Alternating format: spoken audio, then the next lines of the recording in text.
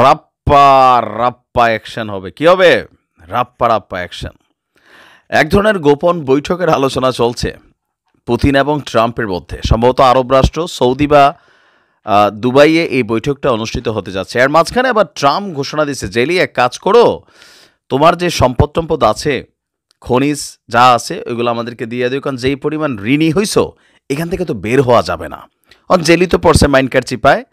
আমার ধারণা যে পুতিন এবং ট্রাম্পের মধ্যে একটা গোপন কানেক্টিভিটি আছে।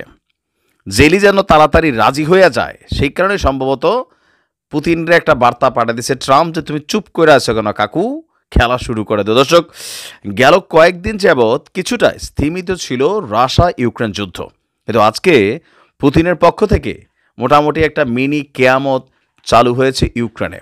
আর এই হামলার পরে ইউক্রেন তার বিশ্ব যে শক্তি আছে, পশ্চিমা শক্তি, তাদের দৃষ্টি আকর্ষণ করে বলেছে যে এই হামলাকে রুখতে হলে, ইউক্রেনকে বাঁচাতে হলে তাড়াতাড়ি মেশিনারিজ দরকার, টাকা পয়সা দরকার। ঘটনার প্রেক্ষাপট হচ্ছে, গেল কয়েকদিন আগে রাশিয়ার অভ্যন্তরে কুরস্কে বেশ কিছু অভিযান চালিয়েছিল ইউক্রেনীয় সেনারা। সেখানে উত্তর কোরিয়ার সেনা থেকে শুরু করে রাশিয়ান কয়েকজন সেনাও কিন্তু নিহত হয়েছে। আর এই যখন প্রেক্ষাপট এবং পরিস্থিতি, রাশিয়া একটা বড় ধরনের ক্ষেপণাস্ত্র হামলা চালিয়েছে। আর এই ক্ষেপণাস্ত্র হামলায় ইউক্রেনের গুরুত্বপূর্ণ একটা শহর ইজিউম, একটা হলিউডের ছবি আছে ইজিউম, তো ওই ইজিউম শহরে আপনার আজকে ব্যাপক ধ্বংসতাণ্ডব চালিয়েছে। যেখানে আমরা যখন নিউজটি করছি নিহতের সংখ্যা 5 জন, আহতের সংখ্যা 50 জন, এখনও ফুল ডেটা সামনে আসেনি। বলা হয়ে থাকে যে 2022 সালে যুদ্ধের প্রথম দিকে রাশিয়া অস্থায়ীভাবে এই শহরটা দখলে নিয়েছিল। পরবর্তী সময়ে পশ্চিমাদের মেশিনারি সাপোর্টের মাধ্যমে এই শহর থেকে রাশিয়ান সেনাদেরকে হটিয়ে দিয়েছিল ইউক্রেনীয় সেনারা। তো সেই শহরটাকে আবারও পুনরুদ্ধার করার জন্য এই ব্যাপক হামলা চলল। হামলার পর জেলেনস্কি বলছে যে এই নিষ্ঠুরতা মেনে নেওয়া অসম্ভব। ইভেন মস্কোর বিরুদ্ধে আরও কঠোর পদক্ষেপ নিতে পশ্চিমা মিত্রশক্তিদের প্রতি তিনি আহ্বান জানিয়েছেন। রাশিয়ার সীমান্তবর্তী খার্কিভ অঞ্চলের গভর্নর ওলেগ সিনেভ বলছেন, রাশিয়ার হামলায় এখানে ব্যাপক ধ্বংসতাণ্ডব চলেছে। আর এখানে ধ্বংসস্তূপে, বিশাল এই শহরের অধিকাংশ ভবনগুলো এখন ধ্বংসস্তূপে পরিণত হয়েছে। জেরি বলছে যে হামলায় নগর পরিষদের ভবন ক্ষতিগ্রস্ত হয়েছে, 5 তলা আবাসিক ভবন ক্ষতিগ্রস্ত হয়েছে। আর যতগুলো ভবনের উপরে ক্ষেপণাস্ত্র হামলা চলেছে এর মধ্যে অধিকাংশই আপনার বেসামরিক নাগরিকের বসবাস।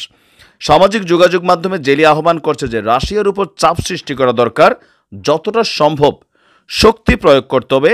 অস্ত্রের শক্তি, নিষেধাজ্ঞার শক্তি, কূটনীতির শক্তি। কেন? যাতে পুতিনের এই আগ্রাসন বন্ধ হয় এবং মানুষের জীবন রক্ষা পায়। দর্শক, এই শহরটিতে যুদ্ধের আগে প্রায় 45,000 মানুষের বসবাস ছিল।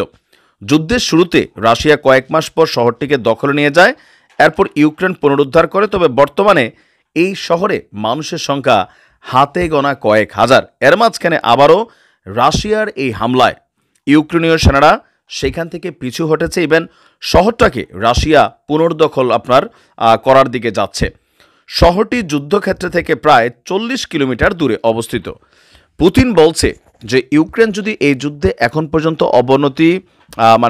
এটার সমাপ্তি না টানে, আত্মসমর্পণ না করে, তাহলে রাশিয়ার লড়াইয়ের পরিমাণ আরও বাড়াবে এবং হামলার পরিমাণও আরও বাড়াবে। ইভেন পশ্চিমাদের যে নিষেধাজ্ঞা বা হুমকি ধামকি আসছে, রাশিয়া এগুলোকে পাত্তা দিবে না, তারা তাদের অভিযান পরিচালনা করবে।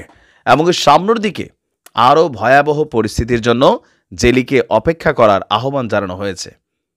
দেখা যাক কি হয়। ভালো থাকুন। আসসালামু আলাইকুম।